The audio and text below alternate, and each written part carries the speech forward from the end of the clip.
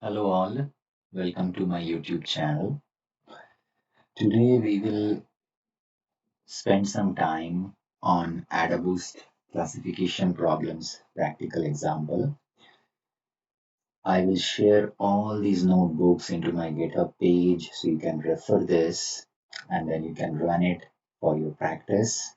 You just need to download it and just run on your Jupyter notebook on an Anaconda platform and you are all good to go. I'm using an inbuilt datasets which is load breast cancer, and this few steps are just converting that inbuilt datasets into a data frame. So if you are following my channel, probably you are already familiar.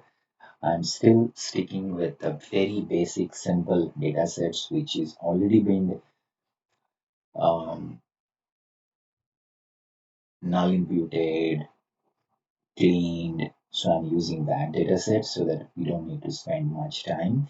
Rather, we can understand the algorithm better. And then when I will start my exploratory data analysis classes, then I'll show you how to handle different outliers, how to do different null imputations, all those kind of techniques.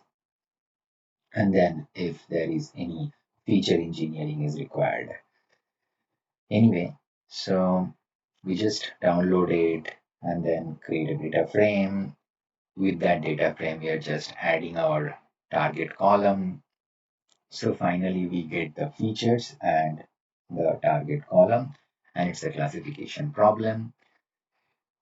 So we are dividing the data into X and Y component. You normally know X is basically all your features, Y is your target variables. Then we are splitting the data into two parts, X and Y.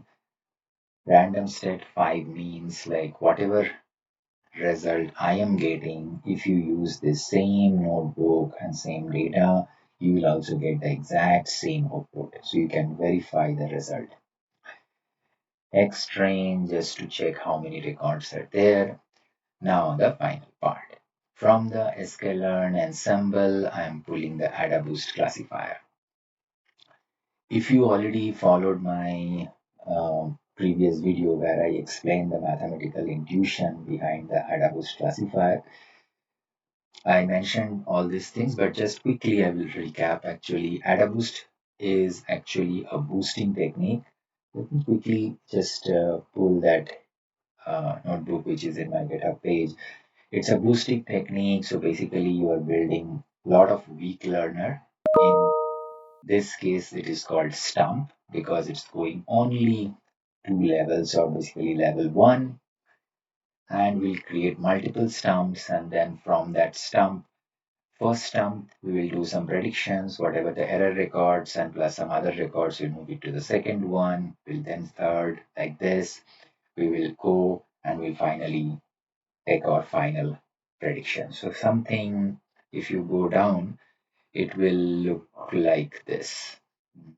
Yeah, something look like this. Every model and every model will have a performance of stump, and then based on that, we'll take a decision. So whenever a new record will come, it will probably classification problem. So the new record may go through all the models and it will have finally it will have a chance like which is yes and which is no. But main concept, it's a boosting technique. It's not a bagging technique. It's building a lot of trees one by one and then running it. So that's why it's called boosting technique. Okay. Now, AdaBoost, if you just quickly check Shift tab, you don't have much hyperparameters like decision tree because under the hood you can use any of the best estimator. This is telling how many decision tree or how many estimators you want to keep. So that's the basic idea.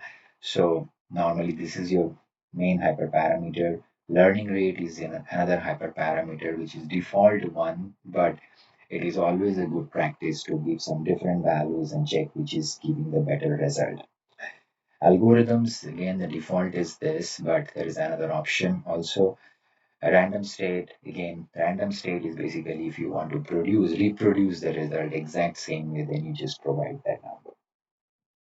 Okay, I created the param grid like this way, so I'm thinking, okay, let me try with 50 and 100 and learning rate with 0, 1, 0, 5 and all these things. Again, I just mentioned here, an estimator is number of base estimators or weak learners to be used in the ensemble. It represents the maximum number of boosting states. Okay, so that's mean you will build basically 50 decision tree, 100 decision tree. Learning rate shrinks the contributions of each weak learners, because if your learning rate is too high, then the model will try to um, do it faster. So that's why there will be always some kind of a trade-off between your learning rate and a number of estimators actually. So that's why we need to play with these two parameters for AdaBoost classifier definitely. Okay, and then I'm just keeping the grid search CV. What it will do, it will basically use all these combinations. So if you just simply multiply 2 into 3, that means 6, 6 into 2 means 12. So you have 12 different combinations. So that's why you have 12 candidates. And each 12 run will go through a 5-fold cross validation. So that's mean when this particular grid search will run, it will basically run 60 times. And out of those 60, it will find the best model for you, best parameter for you, and best model for you. Okay, so you got these things and it was ran, and then you got what is the best. So algorithm we found, learning rate we found, and an estimator also we found. So this is the best one, and best score also we found, which is 96. Okay, remember when we are doing the grid search CV, it is doing cross validation or 5-fold cross validation. Again, I'll mention all the different types of cross validation techniques, but right now just keep in mind this is a 5-fold cross validation. So entire data is getting split into 5 parts, and then 4 parts is getting used for actual training, and remaining 100 is basically for using the validation or evaluation. This is a good way to represent this result, grid search CV result, into a data frame, and it will give you those all 112 runs. You will get actually the 60 runs, not 112, sorry. I think I'm making a mistake. You will get only 12 rows here, because each 12 rows you will have the 5 split here. So 12 rows, and each row will have 5 different splits runs, and then each of this is getting combined and then taking the mean value here. Okay, so this is interesting. And from this, we will find the best one. Okay, hope this is clear to you. If it is not clear, just comment in the section. I will definitely try to help you. Okay, and then basically we are using the X text, we are calculating the accuracy score, and we are printing the classification matrix.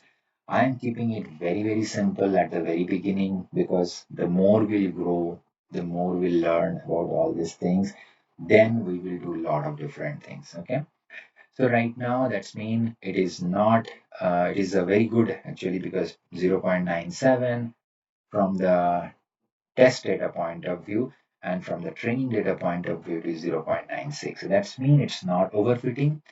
In a whole, AdaBoost is actually not very much causing an overfitting problem, because there are so many weak learners, and then you are building the finally your best model. So it's not overfitting prone. But remember one point, that is AdaBoost is very sensitive to the outliers. Why? As it tries to iteratively fit the subsequent weak learners to the samples that were misclassified by previous weak learners.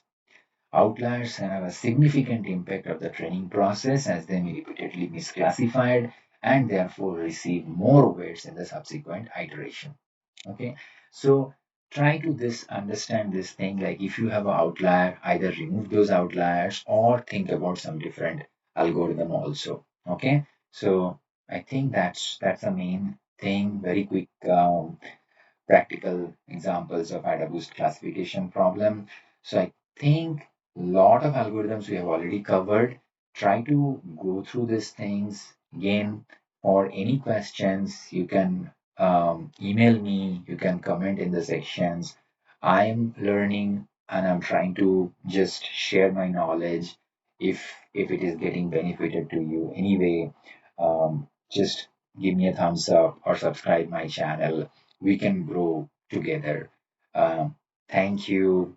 Have a blessed day. Um, See you in the next video. Thank you so much. Bye.